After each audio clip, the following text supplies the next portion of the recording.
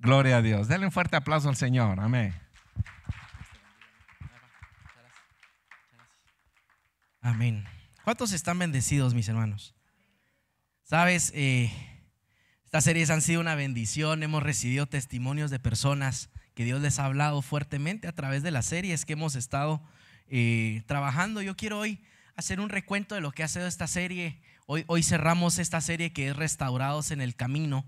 Y yo no sé si ustedes recuerdan, pero un 2 de febrero arrancamos la serie hablando de restaurando la visión perdida, y el pastor hablaba acerca de Habacuc, ¿se recuerda? De la importancia de recuperar la dirección, la visión, de recuperar el origen, el diseño original de lo que Dios nos está pidiendo a cada una de nuestras vidas. No sé si a través de este mes usted ha tenido la oportunidad de recuperar esa visión perdida, de desempolvar esas promesas que Dios le había hecho, que Dios le había dado, y que en su momento muchas veces olvidamos y las dejamos en un baúl guardadas y se nos olvida lo que Dios ha dicho. Yo hablaba esta semana con algunos amigos y hablábamos precisamente eso, sobre cómo uno va empolvando las promesas de Dios. Y la palabra de Dios dice, me traía un ejemplo de una persona que decía: Dios, ¿dónde estás? No te siento. Y Dios le responderá: yo estoy exactamente en el mismo lugar donde me dejaste. Estoy exactamente en el mismo lugar donde siempre he estado, porque soy el mismo de ayer, hoy y siempre, y mis promesas siguen siendo las mismas hacia tu vida. Y por eso era la importancia en esta serie de restaurar la visión perdida. Luego hablamos y empezamos, luego de tener una visión clara y un propósito claro, empezamos hablando de lo que era sanando las heridas del pasado. La hermanita Rosario nos compartía acerca de la importancia de restaurar nuestras heridas y de poder tener un corazón sano delante de Dios. El domingo pasado Luis les compartía acerca de la unidad en el cuerpo de Cristo y la importancia para poder ser restaurados integralmente, la importancia de ser un cuerpo sano, un cuerpo viendo una sola visión, persiguiendo una sola meta, un solo propósito. Y eso es realmente lo que Dios busca de nosotros. Y ahora, ¿por qué es importante la restauración, mi hermano, para poder retomar el camino? ¿Por qué es tan importante la restauración para el caminar de un cristiano? Y quiero que veas esta imagen. André, ¿me ayudas ahí con la foto número 1 del vidrio sucio? Y es una foto que yo quiero ejemplificar de lo que muchas veces es nuestra visión. Si tú ves ahí, es un vidrio totalmente sucio. Algunos de nuestros vidrios en nuestras casas se va poniendo de esa manera conforme pasa el tiempo, más si son en el segundo nivel y cuesta limpiarlos y no tenemos cómo llegar. Vemos esos vidrios blancos que prácticamente nos hace perder totalmente la visión, la visibilidad, y ver realmente lo que la vida, las oportunidades de la vida.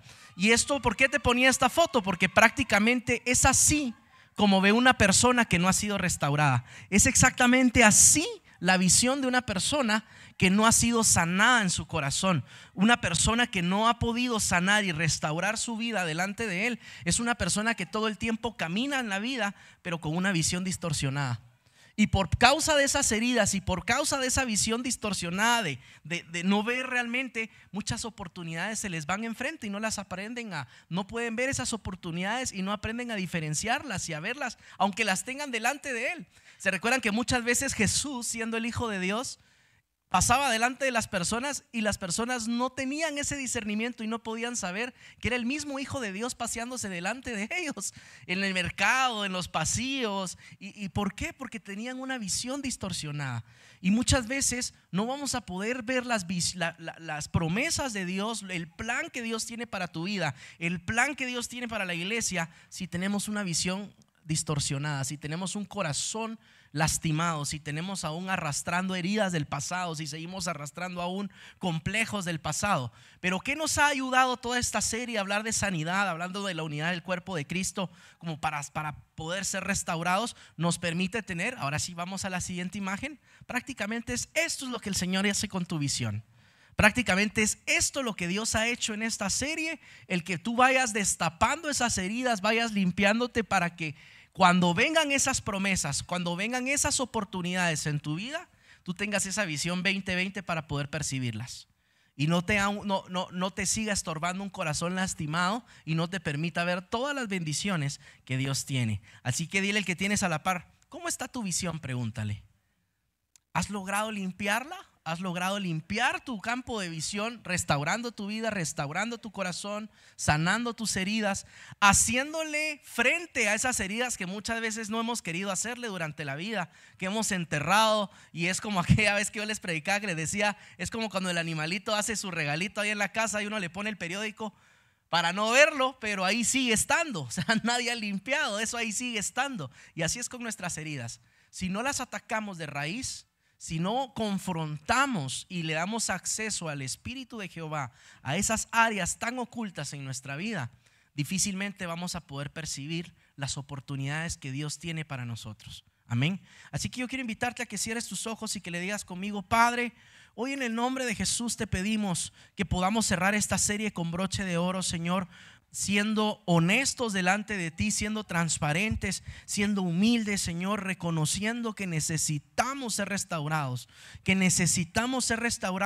pero no únicamente, Señor, para simplemente serlo, sino hay un porqué detrás de todo esto, Señor.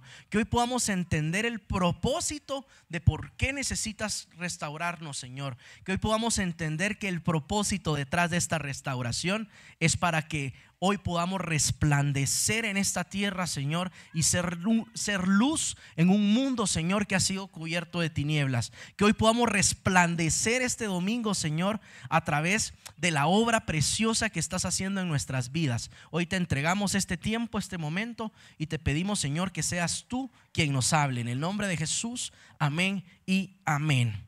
Así que ahora, entrando al tema que yo quiero hoy compartir contigo, mi hermano, ¿sabes? Hoy vamos a estar hablando acerca de restaurados, otra vez acerca de restaurados, pero ¿para qué estamos siendo restaurados? Y es para resplandecer. Pero antes de esto, Dios le daba un giro totalmente al mensaje hace un rato y me pedía que te lleve a Primera de Samuel capítulo 3 verso 3. Primera de Samuel capítulo 3 y su verso número 3. Amén. Primera de Samuel capítulo 3 y verso 3. Dígame amén cuando lo tenga. Y vamos a leerlo juntos. Y más que leerlo, le voy a dar yo también un poquito de preámbulo de lo que vamos a leer. Vamos a leer desde el verso número 1, del 3:1. Dice: el joven Samuel servía al Señor en presencia de Elí. La palabra del Señor escaseaba en aquellos días, las visiones no eran frecuentes. Y aconteció un día, estando Elí acostado en su aposento, sus ojos habían comenzado a oscurecerse y no podía ver bien. Cuando la lámpara de Dios aún no se había apagado y Samuel estaba acostado en el templo del Señor, donde estaba el arca de Dios. Y dice el 4, que el Señor llamó a Samuel y él respondió: aquí estoy. Dice el verso 5, entonces corrió a Elí y le dijo: aquí estoy, pues me llamaste. Pero Elí le respondió: yo no he llamado, vuelve a acostarte. Y él fue y se acostó. Luego dice el verso 6, el Señor volvió a llamar a Samuel y Samuel se levantó, fue a Elí y dijo: aquí estoy, pues me llamaste. Le volvió a decir a Elí, pero él le volvió a responder: yo no te he llamado, hijo mío, vuelve a acostarte. Y dice el verso 7, y Samuel no conocía aún al Señor, ni se le había revelado aún la palabra del Señor. Dice el verso 8, el Señor volvió a llamar a Samuel por tercera vez. Y él se levantó, fue a Elí y dijo: aquí estoy, pues me llamaste. Entonces Elí comprendió que el Señor estaba llamando al muchacho. ¿Sabes por qué? Realmente el mensaje original era sobre levántate y resplandece, y Dios me llevaba a la palabra en Isaías, pero antes Dios me hacía pasar por esta parte de 1 Samuel capítulo 3 verso 3. Y te voy a poner un poquito en contexto de lo que está sucediendo acá.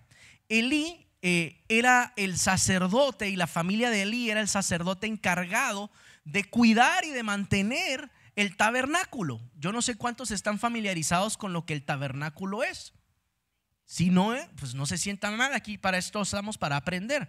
Pues el tabernáculo era algo así. No sé si puedes poner ahí la imagen, Andrea, para que te des una idea gráfica de lo que es el tabernáculo. El tabernáculo era una tienda que habían separado y santificado los israelitas, y que era un lugar apartado para la presencia de Dios. Era un lugar santo en el cual únicamente ciertas familias de cierta tribu, ¿sí?, tenían el labor de poder atender, de cuidar y de poder velar porque todo se mantuviera en el tabernáculo. Eran los sacerdotes encargados de ministrar los sacrificios, de mantener ese lugar en el orden. Eran los llamados a hacerlo, y la familia de Elí eran los que estaban a cargo de esto. Lo que tú estás viendo ahí es el tabernáculo. Si tú puedes ver en la imagen, ves un gran candelabro, la mesa de los panes, el inciensario, pero ves un velo que separaba el lugar santo, que es donde ves el candelabro, la mesa de los panes, el inciensario, y detrás de ese velo se encontraba el arca del pacto. Como todos saben, el arca del pacto el arca tenía una importancia tan grande porque era donde estaba la misma presencia de Dios, del Dios viviente. Y era una presencia de Dios tan fuerte que cuando alguien atravesaba ese velo y no se encontraba en santidad, dice su palabra que era fulminado inmediatamente. Incluso los sacerdotes, para poder saber si seguían con vida, a veces entraban atados de la cintura y les ponían una campana en la cintura para que siguieran a hacer sonando la campana. Era señal de que aún seguía vivo el sacerdote. Si esa campana o le hablaban y no recibían respuesta, quería decir que la misma presencia de Dios lo había fulminado. Y unos dirán: a la gran, qué masacre era Dios en aquella época o en aquel tiempo. Pero no era que fuera Dios masacre, simplemente la misma presencia de Dios no podía convivir con el pecado, no podía convivir con algo que no era puro delante de Él. ¿Por qué usted y yo no somos chamuscados muchas veces automáticamente los domingos cuando estamos aquí delante de la presencia de Dios? Porque a través del sacrificio que Jesús hizo en la cruz, tú y yo tenemos acceso directo a su presencia. Y aquí dice que todos nuestros pecados fueron perdonados en la cruz del Calvario y fuimos limpiados y lavados por su sangre. Y es por ese sacrificio que tú y yo podemos entrar a su presencia sin estar precisamente tan limpios como antes se requería estar, y tú y yo no somos chamuscados. Así que gracias al sacrificio de Jesús es que tú y yo no hemos prendido fuego aquí adentro. Así de simple. Amén. Todo este preámbulo te lo doy para lo que yo quiero contarte. La parte que tú estás leyendo, y me quiero centrar en el candelabro, porque el mensaje de hoy es, el mensaje central de hoy es ser restaurados para hacer luz a las naciones. Hay un propósito detrás del por qué el Señor nos está restaurando, y es porque Dios necesita una iglesia que brille por sí sola, que brille donde se mueve, que brille en los lugares donde Dios la ha puesto en su mundo, en su vida secular, en la vida ministerial. Ambos, en tu vida secular y ministerial, en algún punto en tu vida van a converger y se van a encontrar, y vas a tener que empezar a vivir y a resplandecer esos dones y talentos que Dios te ha dado en el lugar donde Dios te puso. Y para eso quiero dar el ejemplo del candelabro. Vamos a Éxodo capítulo 25, verso 31.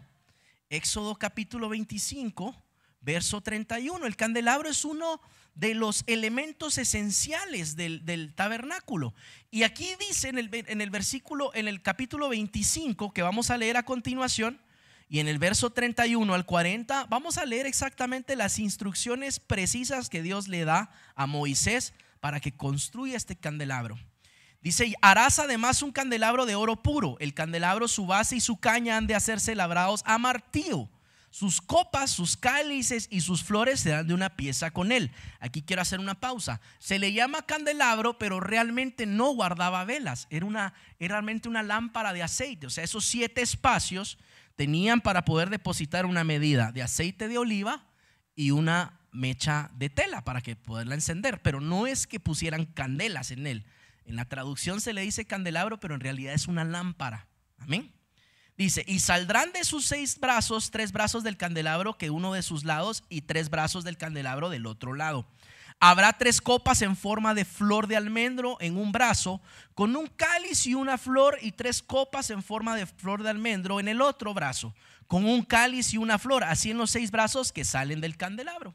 Y dice el 34: y en la caña del candelabro habrá 4 copas en forma de flor de almendro, con sus cálices y sus flores.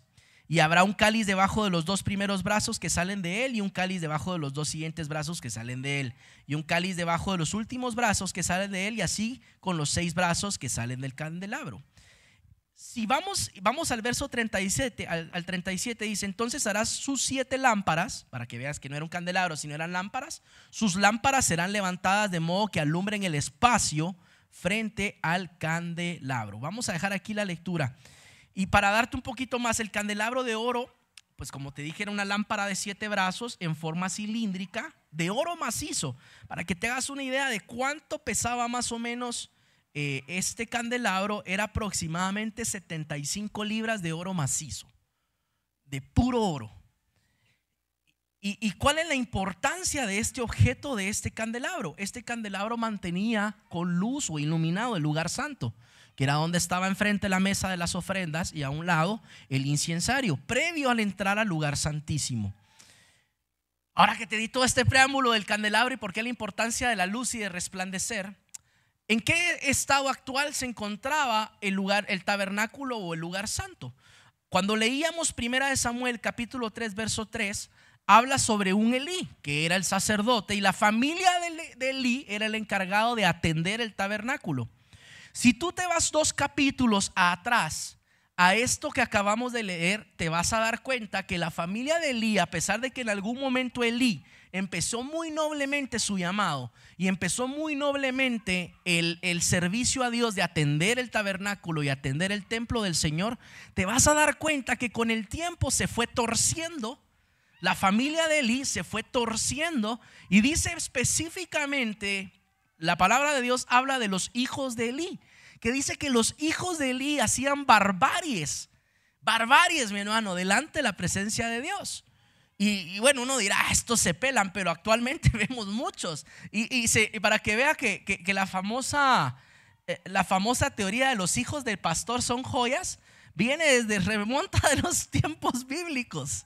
Hay un ataque sobre el cuerpo del Señor, hay un ataque donde muchas veces, si los hijos de los pastores no tienen un convencimiento de por qué hacen las cosas, son los primeros en ser desviados. Y usted ha visto muchos testimonios donde han sucedido. Y la familia de Elí no era la excepción. Dice, la familia de Elí hicieron tantas cosas, tantas barbaries, que incluso dice que se acostaban con las mujeres a cargo de ciertos cargos en el tabernáculo, en las puertas del templo. ¿Se imagina eso? Dice que se robaban las ofrendas, y cuando iban a hacer el sacrificio metían un gancho y sacaban el uñazo, y se quedaban los mejores sacrificios para ellos comerlos, y lo que sobraba era lo que sacrificaban delante del Señor. Joyas, joyas, joyas. Y no hablo tanto. ¿Por qué te quiero decir esto, mi hermano? Porque en ese tiempo de convulsión, en ese tiempo de confusión, en ese tiempo en el que una familia a cargo de cuidar el templo de Dios no estaban todos en un mismo sentir, sucede algo muy grande y muy grave que le da un giro a la historia de Israel. Y vamos a 1 Samuel capítulo 3 verso 3 de nuevo, ahí el que estábamos leyendo hace un rato. En esta parte ves que Samuel está durmiendo y Dios lo despierta. Y Samuel, como nunca había escuchado la voz de Dios, Samuel cree que es Elí quien lo está despertando, y se va 2 veces a decirle: Elí, ¿me hablaste? Y le dice: no, yo no te he hablado. Y luego regresa: Elí, ¿me volviste a hablar? No, yo no te he hablado. Era la voz del Señor despertando a Samuel. Y quiero que nos centremos en una parte, y es el capítulo 3 verso 3. Dice: Samuel estaba durmiendo en el templo de Jehová, donde estaba el arca de Dios. Y di conmigo: y antes que la lámpara de Dios fuese apagada, Dios despertó a Samuel. Para poder entender y yo poderte predicar acerca de ser restaurado para resplandecer, primero tengo que llevarte a cuestionarte, y tengo que llevarte a que te preguntes y que digas: ¿cómo está mi lámpara en este momento? ¿Cómo se encuentra mi lámpara en este momento? ¿Se encuentra con aceite? ¿Se está apagando? ¿Está chispeando? A veces se enciende, a veces no enciende. ¿Cómo se encuentra mi lámpara en este momento? Hay muchas lámparas que Dios hoy está usando esta prédica porque estás diciéndote como Samuel: hey, despierta antes de que tu lámpara se apague. Porque media vez se apague, te vas a enfriar y ya no vas a poder discernir de lo bueno y lo malo, y ya no vas a poder discernir cuando Dios te hable. Y Dios nos dice, la palabra de Dios, que Dios habla a tiempo y fuera de tiempo. Y Dios hoy, iglesia, me traía y sentí esa carga. Y también Dios me hablaba y me confrontaba y me decía: ¿cómo está tu lámpara? Antes de hablar de resplandecer, primero, ¿cómo está tu lámpara? Y a veces creemos que mantener la lámpara encendida es venir a un buen servicio y que la alabanza esté poderosa y la prédica esté poderosa, y uno dice: ya salgo encendido una vez más. No funciona así. La lámpara no se enciende porque vengas a una vigilia y oren por ti. Puede que sientas la presencia de Dios y Dios te va a ungir pero la lámpara no se mantiene encendida así. El camino del cristiano no es un cohete que despega y va directo hacia arriba y nunca. Mi hermano, el camino de un cristiano trae sus altibajos. El mantener la lámpara encendida trae sus altibajos. No todos los días queremos orar. No todos los días queremos buscar su presencia. No todos los días queremos morir a nosotros mismos para que Él sea resucitado. Sabes, yo comparo el caminar y el mantener una lámpara encendida como la adolescencia. Usted observe a los adolescentes y se va a dar cuenta que los adolescentes todos creen, y usted también pasó por ahí, todos crecimos desproporcionadamente. Algunos nos creció ante la nariz, después las piernas se estiraron, luego la voz los cambiaba, no podía ni mantener el tono. Era porque desproporcionadamente el cuerpo iba creciendo y se iba acoplando. Lo mismo es en el caminar cristiano. Hay veces que ciertas áreas de nuestra fe crecen antes, pero hay otras que todavía están creciendo, que todavía se están fortaleciendo, y cada quien tiene su proceso. La pregunta es, y aquí es donde yo quiero decirte, ¿cómo se mantiene encendida una lámpara? La lámpara no se mantiene encendida cumpliendo 3 pasos, que yo te diga, estos son los 3 pasos para que mantengas la lámpara encendida. Eso no existe. La lámpara se mantiene encendida en las pequeñas decisiones que tomamos todos los días, que parecen insignificantes, pero que ponen en tela y que ponen a prueba nuestra integridad y nuestro compromiso delante de Dios. Pequeñas decisiones, como por ejemplo decir: Señor, no tengo ganas de orar, pero voy a orar aunque sea 3 minutos. 3 minutos, Señor, pero prefiero 3 minutos a dejar de hacerlo. Pequeñas decisiones como ver a una mujer que pasa delante de ti y no desearla con tus ojos. Mi hermano, desde ahí empieza la santidad, en esas pequeñas decisiones. No necesitas acostarte y fornicar o adulterar si ya te la estás comiendo con los ojos y ya, hermano, se te salen de las órbitas. Pequeñas decisiones que todos los días nos ayudan a mantener la lámpara encendida. La verdadera adoración son esas pequeñas decisiones que nos hacen morir a nosotros mismos para dejar que Él sea encendido en nuestros corazones. Cuando tú lees esta historia, ves a una familia de Elí pisoteando la santidad de lo que era el tabernáculo, y Elí permisivo, porque Elí al final permitía y no hacía nada para que eso se detuviera. ¿Y sabes qué sucede más adelante? Si leemos más adelante esta historia, dice la palabra de Dios que Israel se va a pelear contra los filisteos, y en su primera pelea dice que pierden alrededor de 20,000 hombres. Vienen entonces y tiene Elí, las personas tienen la gloriosa idea de decir: ok, como nos derrotaron Elí, vamos a hacer lo siguiente. Vamos a llevarnos el arca del Señor, la vamos a llevar y la vamos a poner en el centro del campamento donde estamos acampando para pelear contra los filisteos. Y como el arca lleva la presencia de Dios, le va a dar un giro a la guerra. Y como la presencia de Dios va a estar en medio de nosotros, vamos a pelear y vamos a ganar esa batalla. Dice que agarran el arca, se la llevan en medio del campamento. La lógica no estaba mal, pero te vas a dar cuenta que el principio sí. Y ponen el arca en medio del campamento. ¿Qué dice usted que sucedió después de eso? ¿Cómo cree que les fue a la mañana siguiente cuando se fueron a pelear en el segundo round? A ver, levanta la mano el que cree que ganaron. Así lee la Biblia, está bien. Mi hermano, curiosamente llevan el arca en medio del campamento y dice que al día siguiente les dan una chamarreada, que ya no se mueren 20,000, se mueren 40,000 hombres, y encima de todo les roban el arca. Encima de todo los dejan sin arca.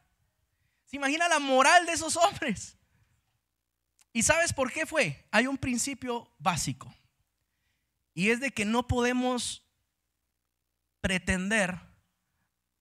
A veces queremos ser muy místicos con las cosas que son simples y que son una ley natural de vida. Buscamos misticismo en lo que nos está pasando en la vida. Ay, Señor, dame una palabra. ¿Y por qué será que me sucede esto? ¿Y por qué? Israel hubiera podido estar que la presencia de Dios nos envuelva, entonces vamos a ganar. Y Dios simplemente les estaba diciendo: ¿saben cuál es la solución? Empiecen a ser obedientes. ¿Saben cuál es la solución? Saquen esos 2 hijos de Elí, sáquenlos del templo y sean obedientes. Sáquenlos de ahí, sean obedientes. Como pueblo de Dios, transformen sus caminos a la obediencia. No necesitan tener el arca en medio de ustedes. No necesitan tener la presencia o el arca y toda esa pompa y los gritos y los gritos de guerra y los shofares sonando. Lo que necesitan realmente es un cambio de raíz en su corazón y empezar a ser obedientes. Usted no necesita que venga el ungido a orar por usted. Usted no necesita que hagan una cadena de oración por usted. Usted lo que necesita es empezar a dar pequeños pasos de obediencia y empezar a encender su lámpara en esas pequeñas decisiones de su vida diaria. ¿Cuántos están de acuerdo? Eso es mantener la lámpara encendida. Cuando en pequeñas decisiones empiezo a construir una vida distinta, una vida dedicada a Él, ahí es donde empiezo a resplandecer. ¿Qué pequeñas decisiones puedes empezar a tomar? Porque a veces creemos que la presencia de Dios es como un talismán. Voy por un negocio, Señor, que tu presencia me acompañe, pero estoy haciendo todo mal detrás del negocio, dando mordida, dando por donde no debo, no quiero pagar impuestos, o yo quiero irme por otro lado. Cuando Dios te dice, es simple, mi presencia no es un talismán de suerte. ¿Quieres que te vaya bien? Siembra bien. ¿Quieres que el negocio prospere? Haz las cosas bien. Amén. Así que dile que tienes a la par: la presencia de Dios no es un talismán. Es lo que busca en ti, es obediencia. Obediencia. ¿Qué pequeñas decisiones podemos hacer en nuestra vida diaria para empezar a llevar una vida ungida delante de Él? Por ejemplo, si te cuesta orar, empieza orando 3 minutos, 3 minutos, 4 minutos. Pero esa pequeña decisión, dile: Señor, voy a sacrificar 4 minutos de Betty la Fea por irme a orar. Me voy a ir a orar. Ese pequeño sacrificio va a ser mucho más que querer hacer todo un misticismo para que Dios te bendiga. Otro, pequeños hábitos. Reduce un hábito que te está haciendo mal. Cada quien sabemos qué nos está haciendo mal en esta vida. Unos son vicios, otros no cosas tal vez tan fuertes, pero puede ser comida. Otros exceso de televisión, exceso de trabajo, yo no sé qué te esté haciendo mal. Pero empieza a reducir esas pequeñas decisiones en tus pequeños hábitos para tener una vida plena y ungida. Por ejemplo, sal a correr todos los días. Una pequeña decisión que te va a caer bien a tu cuerpo y te va a caer bien en el espíritu. Y cuando salgas a correr, empieza a ponerte, por ejemplo, música cristiana. Si su talón de Aquiles es la música secular, pequeñas decisiones como decir: Señor, este día lunes voy a ir al gimnasio, pero no voy a ir con Bad Bunny. Voy a ir escuchando adoración, alabanza, algo que me llene, algo que no solo ejercite mi cuerpo, sino me ayude a ejercitar mi espíritu. Pequeñas decisiones que se puedan ver inofensivas, pero que ya sumadas van a provocar que tengas una vida ungida y plena delante de Él. Así que no te preguntes tanto y digas: Señor, ¿cómo hago para dejar la pornografía? ¿Cómo hago para dejar de fumar, dejar los vicios, Empieza a enfocarte en pequeñas decisiones en tu vida. Pequeñas decisiones, y para que puedas mantener esa lámpara encendida. ¿Qué sucede más adelante en la historia? Como saben, pues les roban el arca, se quedan viéndose la cara a los israelitas. Dicen aquí: ¿qué pasó? O sea, yo me imagino esa escena. Una noche antes, lo que la Biblia lo dice que los israelitas gritaban, sonaban los chofares, todos girando alrededor del arca, aquel gran escándalo.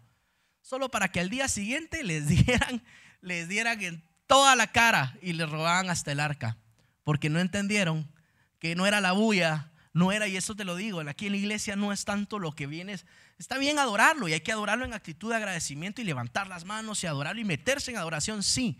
Pero ninguna de esa adoración va a tener un efecto realmente delante de su presencia si no va acompañado de un cambio de actitud y de obediencia.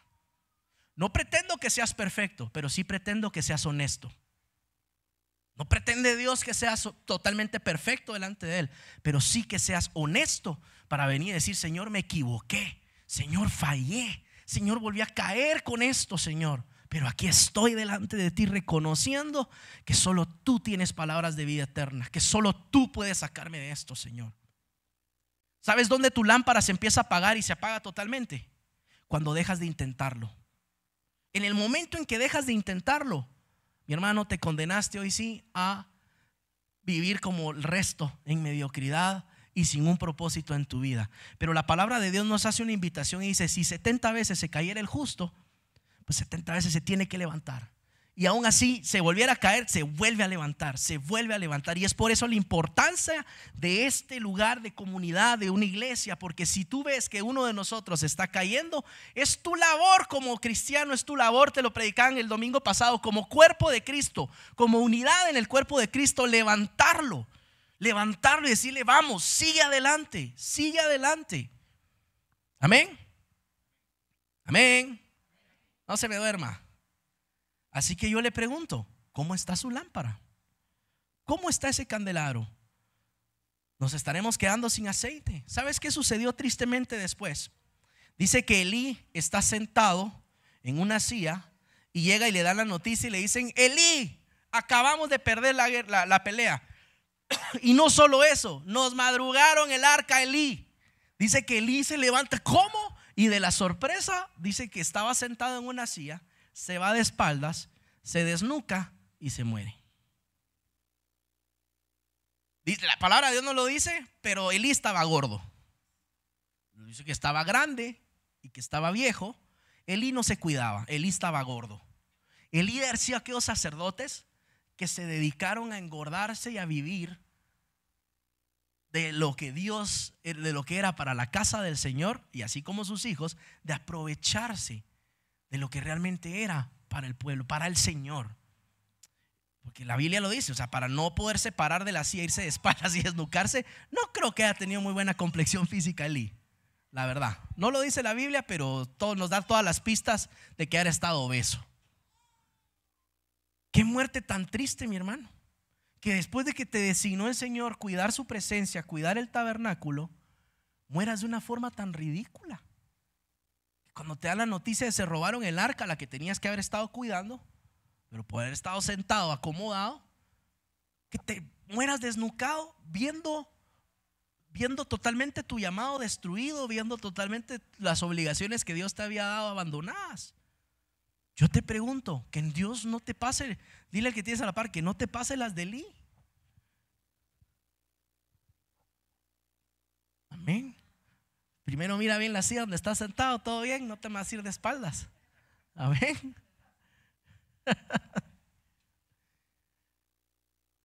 Mi hermano, estamos en un tiempo clave donde la iglesia postrera hay una palabra que dice: va a separar los machos cabríos de lo que realmente son hijos y ovejas. Y estamos viendo mucha apostasía en estos tiempos. Estamos viendo mucha cuerpo de Cristo que se hace llamar cuerpo de Cristo. Y yo realmente hoy delante de Dios le pido perdón en nombre del cuerpo de Cristo si usted se ha llevado un mal concepto de los pastores. Es triste ver pastores con guardaespaldas, con aquellos lujos y uno dice: yo nunca vi a Jesús de esa manera. Y no quiero, y aquí también quiero no quiero criticar a nadie puntualmente, porque yo podría estar pecando si estoy hablando de un hijo de Dios. Yo no soy quien. A lo que voy es, usted como misión cristiana, como pueblo que Dios lo ha traído a este lugar, entendamos el origen de para qué existe la iglesia. Y la iglesia existe para resplandecer dentro de un mundo que está sumido en las tinieblas. La iglesia de Cristo está hecha para brillar en medio de los lugares donde Dios los manda. Para eso es, una lámpara está hecha para brillar, para resplandecer. Por eso que a usted no le incomode que cuando usted empiece a ser bendecido, mi hermano, pues su naturaleza es resplandecer. No tenga pena con ocultar lo que Dios ha hecho en su vida. Lastimosamente vivimos en una sociedad donde mucha gente le incomoda ver a gente bendecida. A veces dice, es que este me cae mal. ¿Y por qué? Porque cambió de carro. ¿Y qué culpa tiene el otro que cambió de carro? Dios lo bendijo. Es que este me cae mal. ¿Por qué? Porque ya tiene casa. ¿Qué?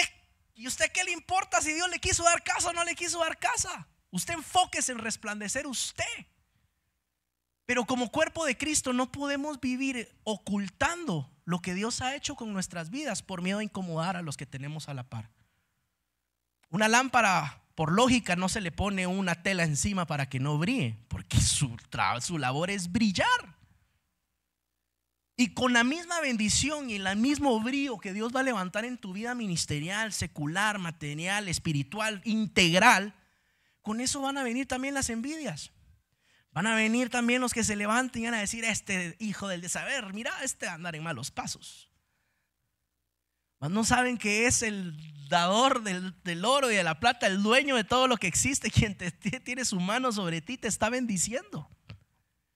Que tu estilo de vida, que es resplandecer, seguramente va a incomodar a muchos, pero a ti que no te importe. Obviamente vas a caminar sabiendo de quién es la gloria. Vas a caminar resplandeciendo sabiendo por quién resplandeces. Y aquí quiero hacer una separación. No se trata de ser orgulloso, de ser altanero, no. Se trata de ser seguro en Cristo Jesús y decir, ok, soy bendecido. En vez de mejor envidiarme, ven, siéntate conmigo y te voy a dar el secreto de por qué he sido bendecido. ¿Me va cachando? Tu labor como iglesia es ser distinto a los demás. Tu labor a resplandecer, mi hermano. Dios te llama a ser positivo cuando todo el resto es negativo, a ver oportunidades cuando todo el resto ve problemas. Esa es la iglesia de Cristo. Por eso es que somos llamados a ser distintos, a resplandecer.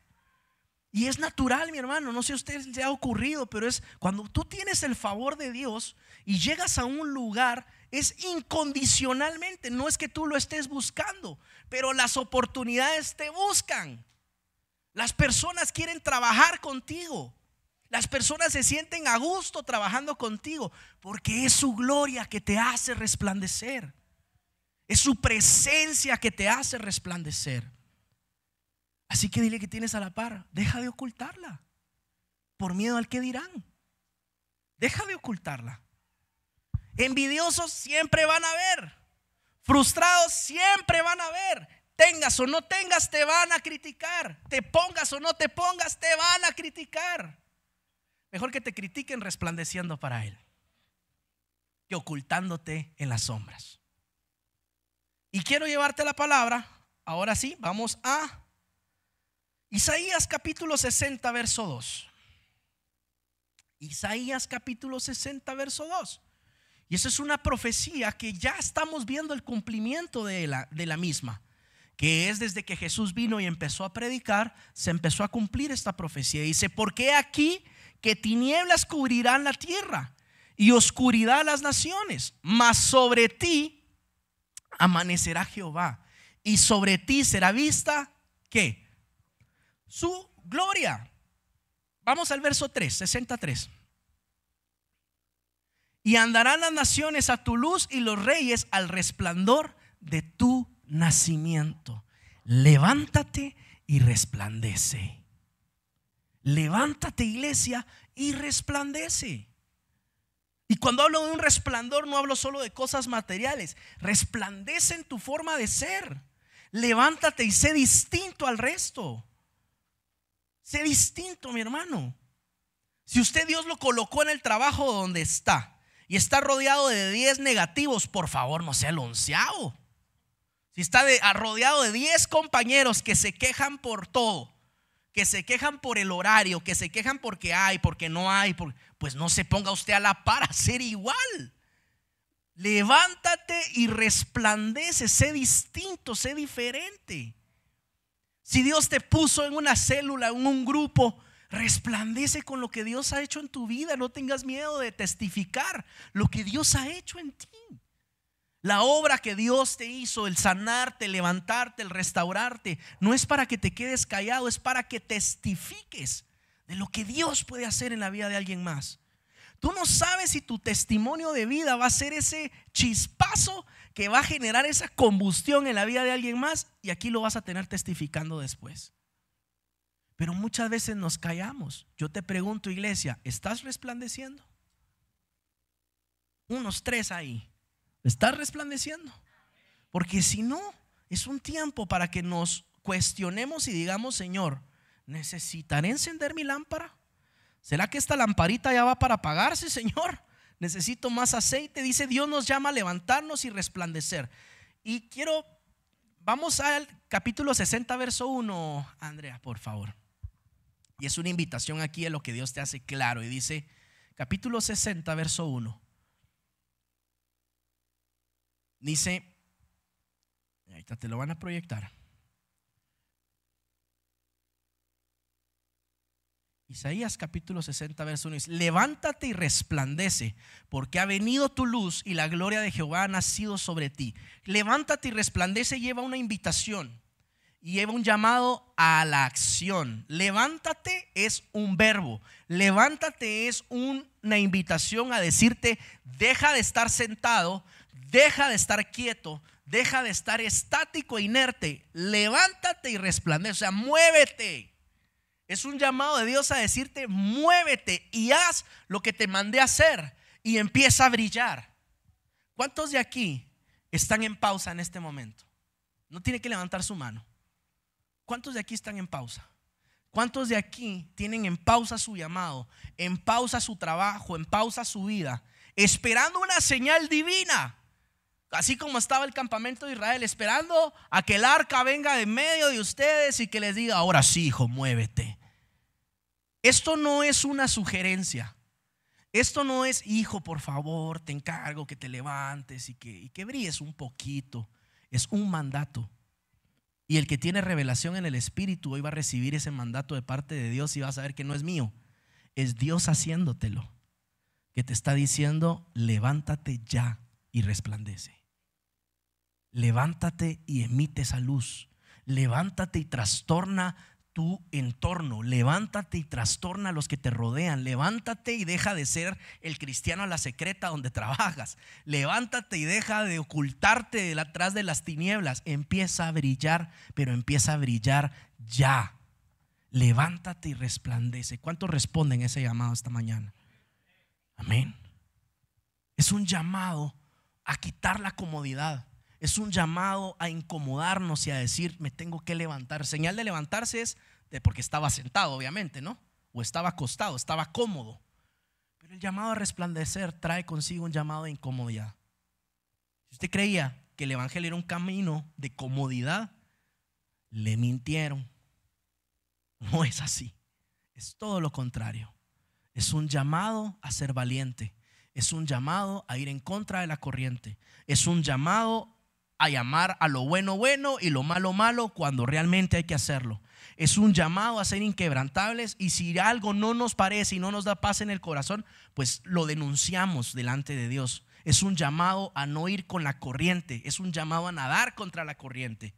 Eso es el evangelio de Cristo. Eso es levantarte y resplandecer. Y tú dirás: pero ¿cómo empiezo a resplandecer? ¿Cómo empiezo yo a resplandecer? Primero, restaurando tu vida, siendo sanado a través de lo que has visto en esta serie, confrontando tus heridas, confrontando tus complejos, confrontando tu falsa forma de verte, para que puedas verte como Dios te ve. Y segundo, empieza con lo que tienes en la mano ya. Muchos están esperando el ministerio enorme, pero Dios te dice: empieza con lo que tienes ya en la mano. Muchos están esperando más recursos, o un milagro, Señor, o hasta que venga el carro que estoy pidiendo voy a poder llevar almas a la célula. Empieza con lo que tienes en la mano. Cuando Moisés estaba delante de la zarza y le dice Dios a Moisés: pero ¿cómo voy a libertar al pueblo? Lo primero que Dios le pregunta a Moisés es: Moisés, ¿qué tienes en la mano? ¿Qué tienes en la mano? Y Moisés voltea a ver y es un palo. Le dice: Señor, un palo, ok, tíralo al suelo. Lo tira al suelo y se hace una serpiente. Lo dice: agarra la serpiente de la cola, la agarra y se vuelve a convertir en el palo. Le dice: mi presencia irá contigo y las señales que tú hagas con ese palo verán que soy yo que va delante de ti haciendo esas señales. Lo mismo sucede hoy haciéndote Dios este llamado. ¿Qué tienes en la mano para empezar a brillar? Un trabajo secular que aparentemente es pequeño, un pequeño grupo, una pequeña célula, un pequeño, no sé, un ministerio, empezaste en diaconado, algo que aparentemente se ve pequeño, pero que no sabes el impacto que va a tener cuando alinees tu vida, empieces a ser obediente y empieces a resplandecer para darle la gloria a Él. Iglesia, levántate y resplandece, dice el Señor. Somos la iglesia postrera, porque somos la iglesia que estamos llamados a preparar la venida del Salvador. Nosotros como iglesia deberíamos de estar nosotros todo el tiempo esperando la venida del Señor, preparándonos unos a otros. Y es por eso que le pido, mi hermano, nunca perdamos el sentido de comunidad en este lugar. Nunca perdamos ese sentido de que si no vemos a un hermanito que vino este domingo, que no sea indiferente, así, no vino y ahí va a aparecer. Preocupémonos entre nosotros mismos, por nosotros mismos. Ese es el llamado. Eso es lo que realmente Dios busca de su iglesia. Voy a continuar por el tiempo. Así que el punto antes de brillar es que Dios nos llama a brillar primero como un llamado a la acción. Levántate y quita tu comodidad. Luego, ¿qué es lo que representaba el arca? ¿Por qué era tan importante? Porque la misma arca es la presencia de Dios. La misma arca representa esa presencia que habitaba en medio de los israelitas. Lo más hermoso es que después del sacrificio de Jesús en la cruz, tú y yo tenemos acceso a esa presencia en nuestra casa, en nuestra iglesia, donde nos movamos. Mi hermano, usted no sabe lo que Dios va a hacer en su vida si usted se anima a empezar a predicar. Sabe, yo tengo la bendición de que empecé con un grupo de amigos del colegio. Yo creo que les he contado ese testimonio a raíz de que se murió el papá de mi mejor amigo. Y yo abrí, sin fuera de banderas de iglesia, simplemente les dije: vamos a abrir un grupo bíblico. Pongo primero mi casa y nos vamos turnando en cada casa y vamos a ir buscando del Señor, sin denominaciones, sin. Mi hermano, lo que empezó un grupo de 2, hoy por hoy ya vamos 5, 6 y se van agregando más y se van agregando más. ¿Y cuál es mi sorpresa? Que en uno de esos grupos, ministrando y adorando, dejé un tiempo y uno de mis amigos, que es muy cercano a mí, que hacemos mucha bicicleta de montaña juntos, empieza a llorar a mares y dice: gracias a Dios por este grupo, porque yo ya estaba pensando en quitarme la vida. Mi hermano, cuando yo escuché eso, dije: es un amigo que todo el tiempo hablo con él todas las semanas y nunca supe de esa necesidad que él tenía. Nunca supe que por su mente le estaba pasando quitarse la vida. ¿Cuánta gente tú tienes alrededor pasando una situación similar? Pero como no has dado la oportunidad de abrir un oasis en tu casa, un espacio en el que prediques, un espacio en que la gente pueda recibir de él, no te has dado cuenta. Mi hermano, es solo de tirar la red. Es solo de tirar la red, porque la necesidad afuera está tan grande que la gente está esperando un valiente que se levante, resplandezca y diga: yo voy a abrir mi casa, estás invitado a venir a buscar del Señor. Pero estamos todos en la posición de que alguien más lo haga. No, es que eso de dar mi casa, eso está limpiando y atendiendo. Y que las hermanitas son bien criticonas, van a llegar solo a criticarlo, ¿verdad? Porque así piensa uno, ¿no? ¿Sí o no? Ay, eso de andar jalando gente, eso no me gusta a mí. Levántate y resplandece, dice el Señor. Mi hermano, la necesidad está latente afuera. La necesidad está. Hay gente sedienta buscando en todo, buscando en el horóscopo, buscando en los adivinos, buscando en todo lo que tú tienes y que puedes presentarles si tan solo te animas y te atreves a resplandecer y te dejas de ocultar. Amén. Di conmigo, levanta tu mano y di conmigo: yo no soy ningún agente de la KGB, ni un agente oculto de la CIA. Yo soy un hijo de Dios llamado a resplandecer y que se me note quién va delante de mí, hacia donde yo camino. Ese es tu llamado. Ese es tu llamado. Amén. Así que dile al que tienes ahí cerca, dile: no somos agentes secretos, dile. Aquí Men in Black no existe. Aquí estamos llamados a levantarnos y resplandecer, porque el mundo lo necesita. Amén. Si seguimos el texto de Isaías 62, dice: las tinieblas cubren la tierra, pero su gloria nos llena. Porque aquí las tinieblas cubrirán la tierra y la oscuridad las naciones, mas sobre ti amanecerá Jehová y sobre ti será vista la gloria. Aunque el mundo esté en crisis, la luz de Dios nunca se va a apagar. Aunque empecemos a escuchar rumores de guerra, de peste, de cosas muy negativas que van a venir, es ahí donde tú y yo como agentes tenemos que calmar el temor del mundo y decirle: tranquilos, mi papá está en control. Tranquilos. Y cuando digan: pero ¿por qué estás tan tranquilo? Ok, ¿quieres saber por qué estoy tan tranquilo? Venite al grupo que abrí en mi casa tal día, sentate y juntos vamos a aprender de dónde viene esa paz que estás viendo en mí hoy. Eso es levantarse y resplandecer. No necesita usted la gran pompa, una iglesia. Cada uno somos la iglesia de Cristo donde estamos. Cuando, por ejemplo, las damas se sientan y en una casa se sientan, los hermanos Donis, por ejemplo, se sientan en discipulado y se sientan ahí mismo están haciendo iglesia. Cuando usted abre su casa en un grupo, así como yo me siento con mis amigos y nos sentamos los 6, 7 a aprender del Señor, ese día estamos haciendo iglesia. Amén. La iglesia no es esto. La iglesia está aquí y la cabeza es Cristo. Amén. Así que levántese y resplandezca. Y voy terminando ya. ¿Cuál es el propósito de levantarnos y resplandecer? Quiero que vayas conmigo a Mateo capítulo 5, verso 16. Mateo capítulo 5, verso 16. Amén. Y dice: así alumbre vuestra luz delante de los hombres, para que vean vuestras buenas obras y glorifiquen a vuestro Padre que está en los cielos. Así alumbre vuestra luz delante de los hombres, para que vean ¿qué? Vuestras buenas obras. Por eso yo le decía a mi hermano, cuando usted actúe bien, obviamente no va a venir acá a decir: hey, miren, yo estoy haciendo bien las cosas para que todos lo vean. No, a lo que voy es: cuando usted resplandece y está haciendo bien las cosas, es para que el resto vea el buen comportamiento que usted está haciendo, porque eso va a ser luz para que glorifiquen a nuestro Padre que está en los cielos. Amén. La clave está aquí en cuando resplandecemos, entender el propósito de por qué resplandecemos. No resplandecemos para gloria personal, resplandecemos para darle la gloria al que solo gloria merece, que es a Jesucristo, a nuestro Salvador, a nadie más. Cuando yo logro cerrar un negocio, cuando yo logro una meta personal, es cuando me planto enfrente y digo: toda la gloria y toda la honra sea para aquel que me permite alcanzar esto.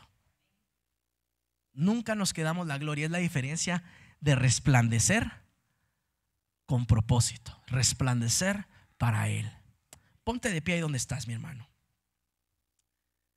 Así que si tú estabas preguntándote, gracias, ¿cuál es el objetivo de toda esta serie de haber sido restaurado, de haber sido sanado? El objetivo principal es que resplandezcas. Que resplandezcas en esta iglesia, que resplandezcas en tu colonia, que resplandezcas en tu trabajo, que resplandezcas en los escenarios donde Dios te vaya a colocar. Estás llamado a resplandecer. Estás llamado a hacer las cosas diferentes. Estás llamado a hacer ese distinto. Hay gente que dice: es que este es diferente, a este no se le puede. Ya hasta te catalogan en el trabajo y dicen: a este no se le puede porque es distinto, este no hace las cosas chuecas, este no va a estar de acuerdo cuando le digamos que no, él va a querer o blanco o negro, o bueno o malo. Ahí es donde empezamos a marcar la diferencia. Te van a apartar un tiempo, te van a tildar de ridículo, de religioso, de cuadrado, de lo que quieras. Pero vive Dios, y te lo estoy dando como testimonio. Vive Jehová, que el tiempo y Dios te van a dar la razón. Y luego esa gente te va a ir a buscar cuando estén en problemados y te van a decir: yo quiero lo que tú tienes. Yo necesito lo que tú tienes. Yo necesito caminar con la integridad que tú has demostrado durante todo este tiempo. Yo necesito reflejar esa paz, que necesito reflejar eso que tú tienes. Y yo quiero hoy hacer un llamado, iglesia. ¿Cuántos aquí hoy vinieron. Y siendo honesto, transparente delante de Dios, aquí nadie va a juzgarte. Si la vida del cristiano se tratara de perfección, no habría necesidad de congregarnos. Pero nos congregamos porque reconocemos que todos estamos llenos de errores. Todos seguimos teniendo nuestras batallas y nuestras luchas diarias. Todos peleamos contra nosotros mismos todos los días. Y para los que me están viendo igual ahí conectados en la red, yo sé que muchos que Dios les está hablando. Y quiero invitarte que ahí con tus ojos cerrados hoy puedas hacer una inspección de tu vida y decir: Señor, ¿cómo está mi lámpara en este momento? ¿Será que este mensaje vino como un: hey Samuel, despierta, se va a apagar la lámpara? ¿Será que vino como una llamada de atención? Porque algo quiero decirte, mi hermano: Dios habla a tiempo y fuera de tiempo. Pero también llega un punto donde nuestras decisiones tienen consecuencias. Y por más que Dios sea un Dios de amor, te van a alcanzar las consecuencias. Hoy Dios te está avisando antes de que ese tiempo ocurra. Levántate y resplandece. Y no des por sentado que va a haber un mañana para resplandecer, dice el Señor, porque tu tiempo es hoy. Hoy.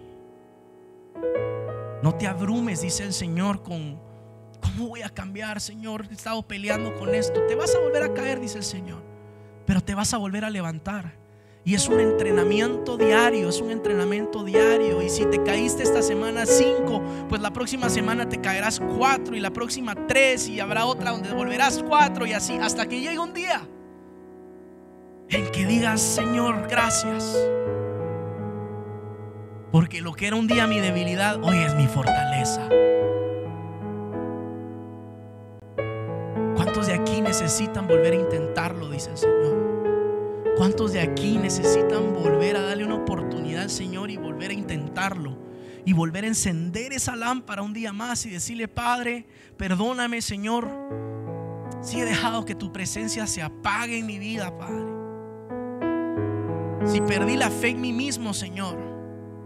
Hay personas aquí, dice el Señor, que han perdido la fe y la confianza en sí mismos. Pero incluso cuando tú dudas de ti, dice el Señor, yo sigo creyendo en ti, dice el Señor. Sigo creyendo en que no me equivoqué al elegirte. Y aunque tú te desacredites y digas: Señor, no soy yo, pues yo hoy vuelvo a decirte: no me equivoqué al elegirte. Sigue siendo tú. Mis promesas siguen estando ahí. Mis promesas siguen estando latentes, siguen siendo tan reales como el primer día que te las di. Yo no cambio, dice el Señor.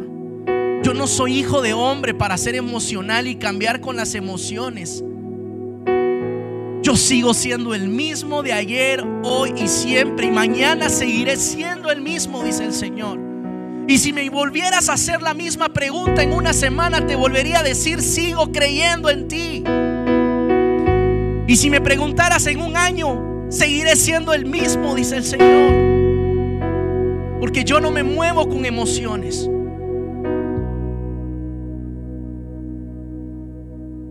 Levántate y resplandece, dice el Señor, iglesia. Porque hay tanta necesidad. Si quieres entender, dice el Señor, y quieres entender mi corazón, cómo funciona, empieza amando las almas, dice el Señor. Empieza amando a las personas que están allá afuera y no me conocen. Empieza amando a tus amigos que están alrededor tuyo. No como tus amigos, sino empieza a amarlos como yo los amo, como mis hijos, dice el Señor. Y resplandece y preséntame delante de ellos, dice el Señor. No te quedes callado, no te quedes callada, dice el Señor. Preséntame. Quiero usarte como un canal para que me presentes, dice el Señor. Quiero que seas tú. Y tú has dicho: ¿por qué no buscas a nadie más? No, quiero que seas tú quien me presente. Quiero que seas tú, dice el Señor. Y tú dirás, pero no tengo el testimonio. No me importa, dice el Señor, pero me tienes a mí en tu corazón. El testimonio te lo dará el tiempo, dice el Señor. Eso no es lo importante en este momento. En este momento es que te levantes y resplandezcas, que quites la comodidad y tomes el reto, dice el Señor. Padre, aquí estamos. Aquí estamos, Señor.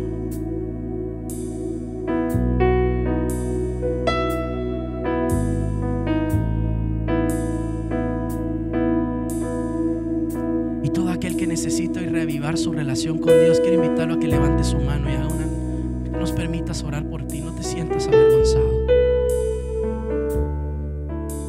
Si hoy necesitas otra vez reafirmar tu llamado y reafirmar levanta tu mano y le voy a pedir ahí a los diáconos si me ayudan orando por esas personas. A nuestros líderes si pueden ahí ministrar a las personas que tienen su mano levantada. ¿Y cuántos necesitamos hacer hoy un pacto delante de Él y decirle: Señor, hoy tomo el reto? Dile: no soy perfecta, no soy perfecto, tú sabes que estoy lleno de errores, pero tomo el reto, Padre. Y a los que nos están viendo en la red, que Dios los bendiga. No te pierdas el próximo domingo. Tenemos nueva serie y te invito a que ahí donde estás sigas haciendo esto. Ahí donde estás en tu casa, donde nos estés escuchando, que puedas hoy preguntarte y decir: Señor, ¿cómo está mi lámpara? ¿Cómo está mi lámpara esta mañana?